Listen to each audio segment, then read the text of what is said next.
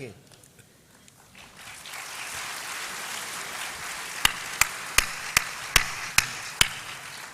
That's why we all love George in the United States, because we can't talk like that. We will be in jail if we talk like that. They tried to put him in jail, too. To all of you who are here, I have to say once again how I continue to be amazed by Tun Dr. Mahathir and Tun Dr. Siti for their vision, understanding of politics in the real world, and their willingness to confront the purveyors of evil in order to make the world better for all of us. This conference and tribunal are the culmination of thousands of hours of hard work and is an incredible investment on behalf of justice. Everyone in this room today is hungry for justice, and we're all impatient for peace. War is criminal, and leaders who take their countries to war must be held accountable. But sadly, we need Dr. Mahathir's leadership even more than ever now because of the abject failure of national and international institutions to hold accountable those who have the power to call nations to arms. It was Haris Salagic who said, if you kill one person, you're prosecuted. If you kill 10 people, you're a celebrity. If you kill 250,000 people, you're invited to a peace conference. That, I believe, is an indication of the total and complete collapse of the system of accountability that is supposed to mark the progress of man. Rogue operators are able to foment death and destruction, murder and torture, and general sociopathic recklessness and get away with it. Sometimes those rogue operators are presidents and heads of state. What are the people to do when their justice system fails to render justice? I believe we've seen a proliferation of people's tribunals because it is clear that many national justice systems and our international justice system rarely deliver justice.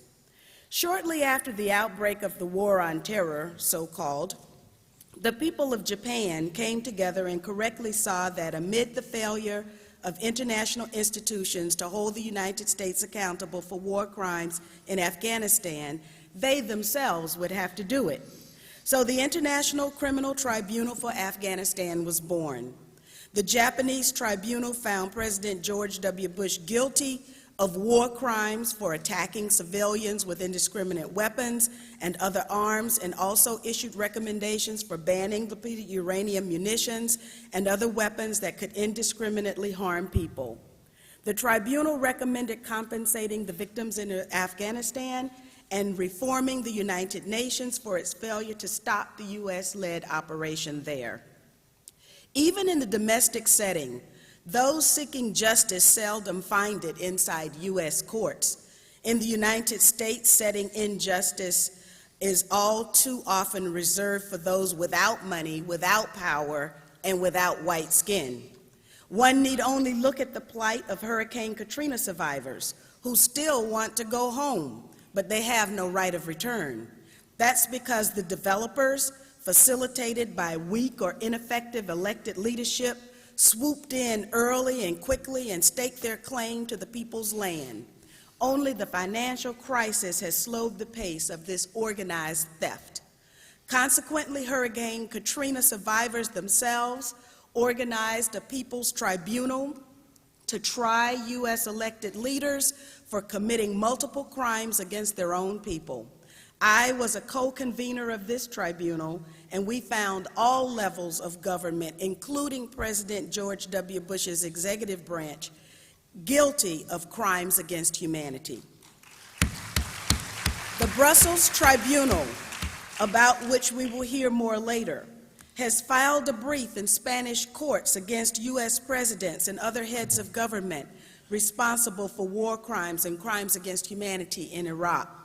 Unfortunately, under tremendous pressure from the rich and the guilty, Spain is in the process of changing its universal jurisdiction laws, and that removes that venue that was available for the people to get an even even a hearing.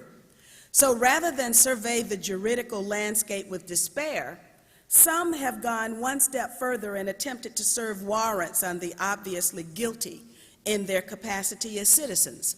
One such individual is John Boncour, also known as Splitting the Sky. Splitting the Sky is a Mohawk member of the American Indian movement that was targeted by the United States government in its infamous and illegal counterintelligence program known as COINTELPRO. On March 17th, which just happens to be my birthday, Splitting the Sky gave me a present. He was arrested in Calgary, Alberta, Canada, where he tried to serve a citizen's warrant for the arrest of President George W. Bush, who had been invited to Canada to give a speech. Splitting the Sky has asked me to testify at his March 2010 trial, and I intend to be there. In the advent of this war on terror, it is clear that governments are straying far away from the wishes of the very people who elect them.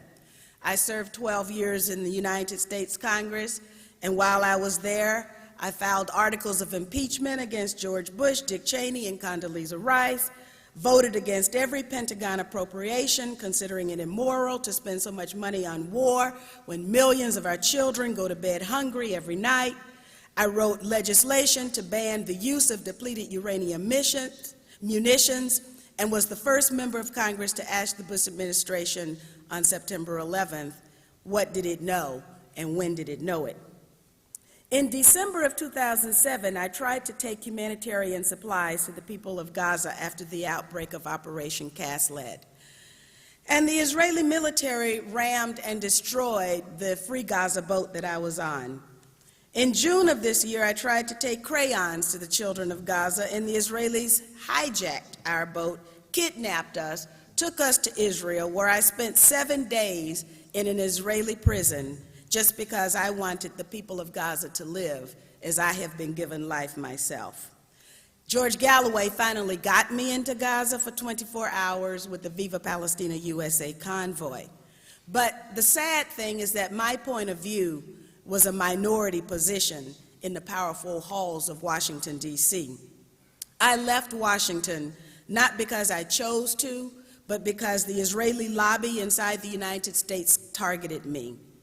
They targeted me because I dared to believe that all human beings, including Palestinians, have human rights. So in 2007, at a peace rally in front of the Pentagon, I declared my independence from the U.S. national leadership that had caused my country to become complicit in war crimes, torture, crimes against humanity, and crimes against the peace. I joined the Green Party and then in 2008 ran for President of the United States. I was able to travel the length and breadth of my country, and I went around the world carrying the message of truth, justice, peace, and dignity. And so that's how I came here to Kuala Lumpur. People who want peace are drawn to Kuala Lumpur. The people of Malaysia long ago learned that there can be no peace where there is no justice. As the coup in Honduras unfolds and countries are able to kill, maim, and attack other people with impunity, we must not give a pass to the new President of the United States, whose slogans were hope and change. Sadly, yes, we can has become, but he didn't really mean that he would. The people of the United States await action on jobs, the economy, the war, budget, education, and health care. Yet President Obama is responsible for overseeing the largest and swiftest transfer of wealth out of the hands of the middle class in the history of mankind. Already over $12 trillion is gone, and another commitment for an additional $12 trillion whenever the bankers need it. Meanwhile, the people of the U.S. scrape by on food stamps, unemployment, and they pray that they don't get sick so they don't become bankrupt. The situation continues to deteriorate, even as Nobel Peace Prize winner President Obama waits to announce his decision to increase the already 68,000-strong U.S. troop presence in Afghanistan.